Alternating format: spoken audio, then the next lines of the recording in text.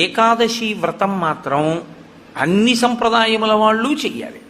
అన్ని సంప్రదాయముల వాళ్ళు చెయ్యాలి, అన్ని ఆశ్రమముల వాళ్ళు చెయ్యాలి. అంత గొప్ప వ్రతం ఏదైనా ఉంటే అది ఏకాదశి వ్రతం ఒకటే.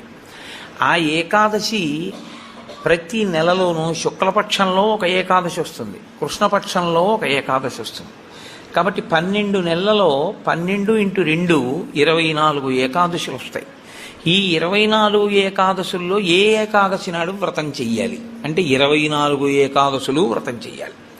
ఒకవేళ 24 ఏకాదశులు కాకుండా అధిక మాసం వస్తే అధిక మాసంలోని శుక్లపక్ష కృష్ణపక్షాల్లో వచ్చేటటువంటి ఏకాదశి తిథుల యందు కూడా వ్రతం చెయ్యాలి.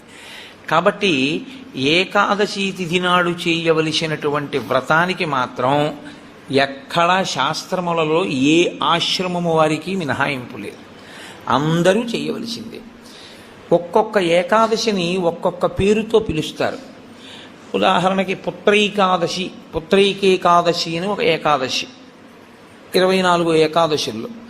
కానీ మనకి ప్రత్యేకించి ఈ పుష్యమాసంలో వచ్చేటటువంటి ఏకాదశి ముక్కోటి ఏకాదశి అని పిలుస్తారు. ముక్కోటి ఏకాదశి అని పిలిస్తే దాని వెనక రహస్యం ఏమిటి అసలు? ముక్కోటి ఏకాదశి అంటే 3 కోట్ల ఏకాదశి అని. పోనీ దేవతల సంఖ్య చూద్దామా, 33 కోట్లు. 3 కోట్లు కాదు. మరి ముక్కోటి ఏకాదశి అన్న పేరు అసలు ఎందుకు వచ్చింది? 3 కోట్ల ఏకాదశి అన్న పేరు రావడానికి కారణం ఏమిటి?